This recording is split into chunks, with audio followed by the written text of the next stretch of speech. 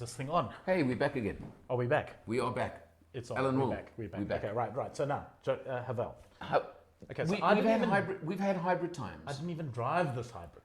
We've had hybrid times on put my foot in the the accelerator. driveway. Well, because we had it for a shorter period. I only had it for 4 days. But this is the H6 This hybrid. is the H6 HEV, Okay, hybrid electric vehicle. Let's get this out of the way. It's Yeah. 100,000 Rand more than the Jolion Yes. HEV. Yes. Right, so now we're comparing within the range, Yeah. a bigger car, more power, More 100 spec. Rand more spec. Okay. Which one would you buy? That is a very good question. So here we go. Yeah. To the chase, finish, Right. cut. Which one are you going to buy? That is a really good question. Okay. Before we get there, Oh, it is, he's wait, ducking and diving already. it is a finalist car of the year 2023. Investigative journalist. It is a finalist, and it's a well-deserved finalist, okay? It really is. It ticks, as you keep telling me, it ticks all the boxes.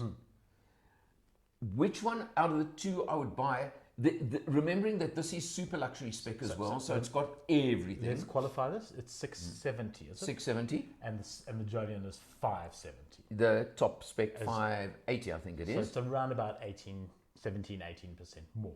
Okay, As you right. fondly. You are looking at 140 kilowatts in the Jolion. Yeah. I'm not sure the Newton meters right now. Whereas you're looking at 179 kilowatts in the H6, and That's more than 18% they're quoting 530 Newton meters of torque. with the battery full on. Absolutely, Or we don't know. No, We're that's, never sure. But that's the 530 Newton meters. that's the is- max output, as they call it. Okay, which is like crazy. I mean, that's crazy territory. It's substantial. Yeah. It's substantial. It's an interesting car. It's very smooth. It's very comfortable. It's spec to the hilt. I mean, if I start going through spec, let's be honest, and I don't mean this in the wrong way, but the Chinese manufacturers' spec is a given. And we're talking luxury, we're talking safety, we're talking all. Look, they started it, now we expect it. Correct, yeah, yeah, 100%. Thank you for starting it. Yeah, look, this is probably the most expensive Chinese car around at the moment. Yeah. Yeah, I think it pretty much is. But it's got the extra technology. It's Yes. got the hybrid technology. And now, interestingly, although we've tested them the other way around, the H6 was the first one to be launched in South Yeah. Africa, followed by the Jolion. Jolion, yeah. Okay, Jolion so- is slightly newer, yeah. Yeah, the Jolion came a month or two later. Not that it really matters. So which one are you going to buy? it's such a... He's No, like a politician. He's on the invoke and he's weaving this way and weaving I'll tell that you way which one I'll buy. He's trying to balance it out. Actually, there is a very simple answer. There is. You're going to buy the I Jolion. can't explain why. There's something that I don't get, although we did have a little issue with this car on the test. The Jolion we gave back showing 5.5, 5.6 litres per 100 after a week. This one is showing 7.8 or 7.9 With you Now- driving. with me driving. Sure.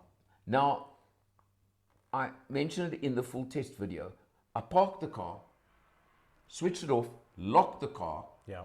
came back after lunch, and it was still running. Oh. Which to me doesn't make any sense on any level Turned whatsoever. itself on. Where was I the don't key? in my pocket. I do not understand. I do not know what happened, but somehow it's got to have affected the fuel economy. It would have to a small Yeah. extent. Well, it had suddenly jumped up quite a lot. I had to bring it back down again. So I'm saying that 7.9, you've got to drop it, to be fair, by at least 1 litre per 100, if not 1.5. But I mean, it's a big car, so It's a much bigger car. It's not- So it's an unfair... with more power. It's not to be unexpected Yeah, that the fuel it's an consumption is unfair going to be one high. to actually talk the actual fuel consumption on this test, which should have been a big part of the test. Still hasn't answered the question. Which one would I buy? Jolion. The practical mind would say save 100,000 and buy the Jolion, because it gives you, it's at what, 18 to 20% So you're going to buy difference the in H6? price. No, you don't listen, do you? No. It's an 18 odd percent price difference. Mm-hmm. The difference in the cars, unless you need much more space, is not that big. Okay. The Jolion is still a really good sized SUV. Yes. The H6 is bigger, but the Jolion is such a good size. The spec is very similar. It may not be quite the same. The logical, practical mind says to me, I would actually take the Jolion. Is that your final answer? But I would like the H6. But if I was putting my money down, the H6 just felt bigger, a more substantial car. More to me. substantial, yeah. I think that's what I'm going to say. But if it was my hard-earned cash, I would certainly want to save that 100,000 rand. Yeah, yeah. I would like to drive the H6 and have to think about it. Typically, I normally prefer going for the bigger ones, but in this case, I would need to test drive it. Yeah. I would need to test drive it. I don't think you'd feel that much difference between the two on the road, because although it's got that much more power, it is that much bigger, heavier, blah, blah, blah. So I think they're kind of going to balance out to a point. Yeah. So look, they are both excellent buys. So I mean, look at the pricing point. I mean, Yeah. you can't argue. You can't argue when it comes to price on these things. And look how many cars they're selling. And they're selling a squillion of them. They're selling up a storm. They're selling a squillion of them. It's taken on the market in such a way. They're all over the place. It's ridiculous. And I'm going back to my point of Car of the Year finalist. Yeah. The recognition it's received.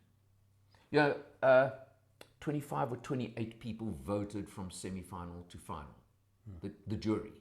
And I'm one of them, but you are talking recognized, known people in the industry who have been around and who generally know what they're talking about. Well, when they sent the net out further than the jurors to everybody who's a guild member, self included, they were asking for cars, and certainly that was one. Well, that was to go to semi-final. Then semi-final to final was reduced to the jury only. There was quite a substantial peak in the new Chinese vehicles for obvious reasons, because of the compelling value for money factor. Yeah. I mean, was it last year the first Chinese vehicle ever made the finalists, which was the Cherry? You remember? Yeah. And that was a big deal. Yeah. Now we've got two finalists in. Still a big deal. We've got two this year, so they deserve to be there. And the point they're doing is they are giving you. Now. They're opening up the spaces. They're opening up the spaces, and they're giving you value that nobody else at this point is matching. Yeah.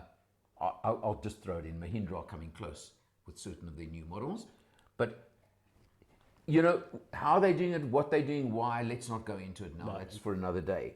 But the point being, they are giving the South African motorist choices that we didn't have before. Yeah, exactly that. And that is quite something and quite amazing. So, come, give us a hat verdict. You know what? I'm going to go at 2.5. I'm going to go 2.5. If I ever saw one. Because that fuel consumption situation takes away the half. Okay. Otherwise, I would go 3. What do you say? When I've driven it, I'll let you know. But I agree with your reasoning and your logic there. The only reason I'm taking away the half is because you can get the Jolion that used so much less fuel. Yeah. And most people are buying hybrids for economy. Yeah. So I've got to penalize it that little bit based on that. Let's leave it there. From Willano, see you next time.